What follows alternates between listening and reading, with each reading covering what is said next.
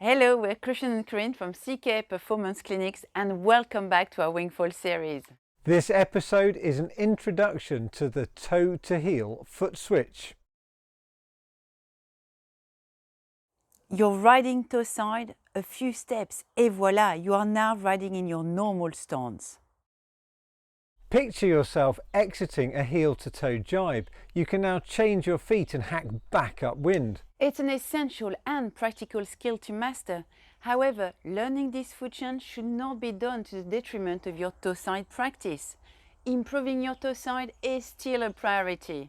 It's an essential part of your wingfold journey and will improve your jibes, help your tacks and open the door to the world of wave riding. If you feel confident and balanced riding toe side, the toe to heel foot switch is yours for the taking. And the good news is we'll be using the same double step method as before, but in reverse. Let's get to work.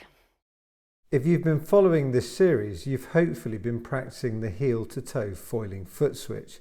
All the focus was on our double step technique. We're going to use the same method for the toe to heel, as it allows you to move your feet while staying balanced and keeping your foil happy. The double step helps you transition from your toe side stance into a stable position over the balance point of your foil. From here you can then get back to your hillside stance with another double step or shuffle. You don't need to hurry or be fast.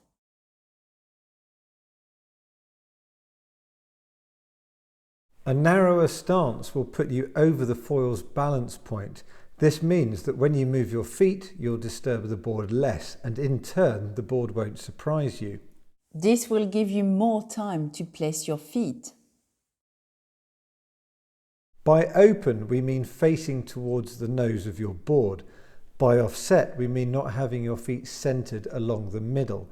This should be a given when toe side, but it's worth keeping in mind.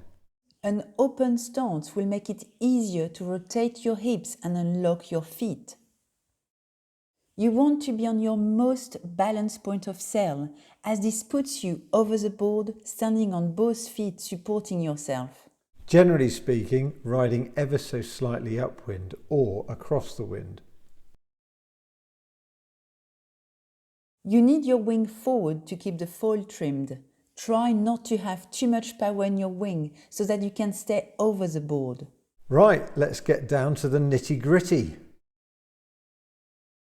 You've narrowed your stance, check.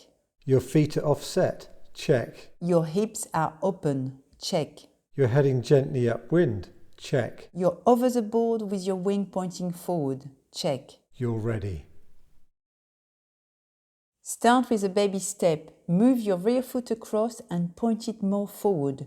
This gives you room for the next step and unlocks your hips. Rotate your hips and bring your leading foot back next to the other one, both feet pointing out.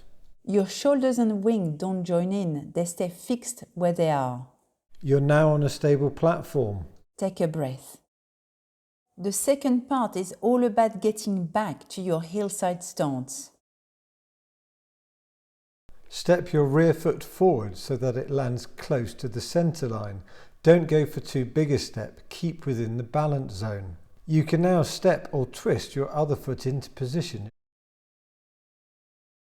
You are now hillside.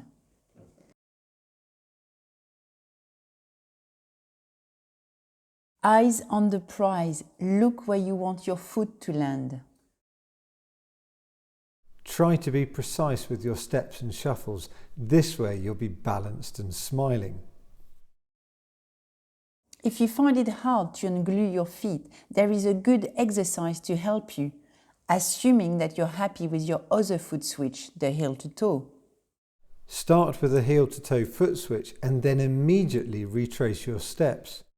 It's a great drill and it can feel more natural as the focus is on retracing your steps before you settle into your toe side.